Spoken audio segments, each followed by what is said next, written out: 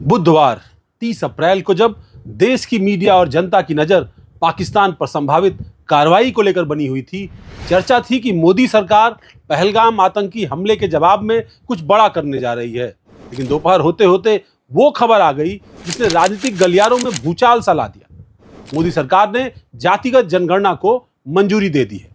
ये वही मुद्दा था जिसे लेकर विपक्ष सालों से सरकार को घेर रहा था।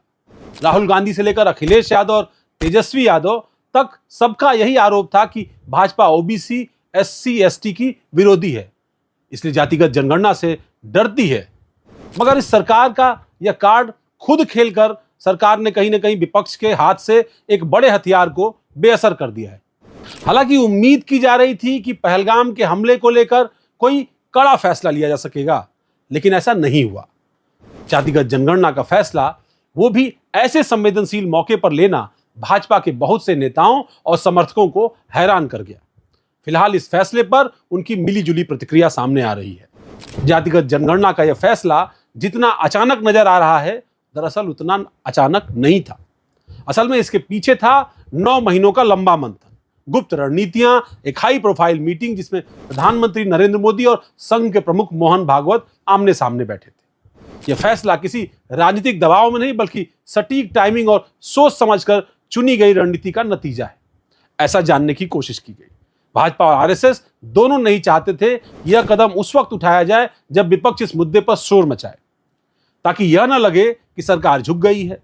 और ठीक ऐसा ही हुआ।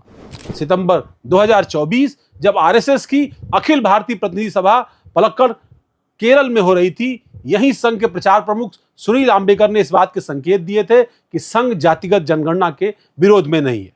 उन्होंने साफ किया कि सामाजिक कल्याण के लिए होना चाहिए, राजनीतिक लाभ के लिए नहीं। संघ के इस नरम रुख के बाद बीजेपी शीर्ष नेतृत्व ने इस मुद्दे को गंभीरता से चर्चा करना शुरू किया। इसके बाद संघ और सरकार के बीच इस मुद्दे पर लगातार संवाद चलता रहा, लेकिन फैसले का सही वक्त तलाशा जा रहा था। इस हफ्ते मंगलवार को दिल्ली में एक महत्वपूर्ण और गुप्त बैठक हुई। मोहन भागवत और नरेंद्र मोदी आमने सामने बैठे थे।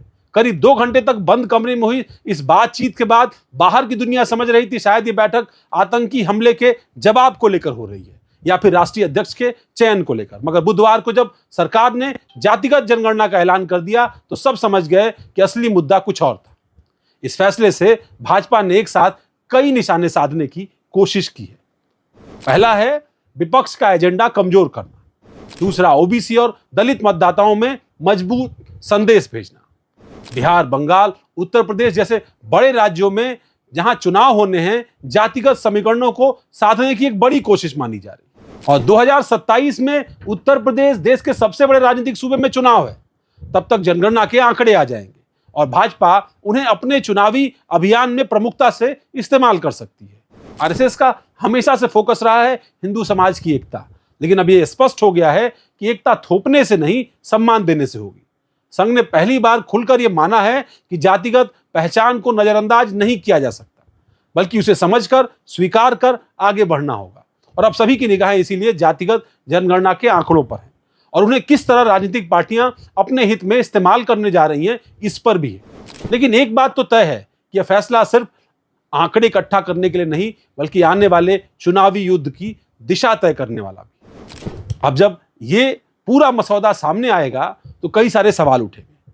सवाल ये भी उठेगा कि क्या देश की सरकार महज चुनावी हथकंडे के रूप में इस मुद्दे का इस्तेमाल कर रही है, या विपक्ष जो प्राइवेट सेक्टर में भी आरक्षण की मांग कर रहा है, या इसकी एक समय सीमा निर्धारित करने की बात कर रहा है।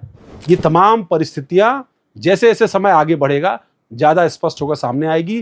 कुछ और इससे जुड़े हुए आंकड़े सामने आएंगे जो ये स्पष्ट कर पाएंगे कि तेलंगाना में या बिहार में जो जातिगत जनगणना हुई, उस जातिगत जनगणना के से अलग जो देश में जनगणना होने जा रही है, उसमें जातिवार आंकड़े जो सामने आएंगे, उनका क्या महत्व होगा। और सियासी पार्टियां इसको महज जुमले या सियासी हथियार के तौर पर नहीं, बल्कि समाज कल्याण के तौर पर इस्तेमाल करेंगी। इस तरह के सियासी मुद्दों पर आपकी राय हमारे लिए बेहद महत्वपूर्ण है। इसलिए हमारे सोशल मीडिया प्लेटफॉर्म्स को सब्सक्राइब करिए, फॉलो करिए और उनके इनबॉक्सेस में, कमेंट बॉक्सेस में जाकर के अपनी प्रतिक्रिया दीजिए। आप बताइए कि आप किस मुद्दे पर अपनी राय साझा करना चाहते हैं या हमसे विश्लेषण चाहते हैं। आपका धन्यवाद कि आप लगातार अलग अलग खबरों पर, अलग अलग मुद्दों पर हमारा हौसला बढ़ा रहे हैं। ब्रेकिंग ट्यूब देखने के लिए आपका बहुत बहुत धन्यवाद। नमस्कार।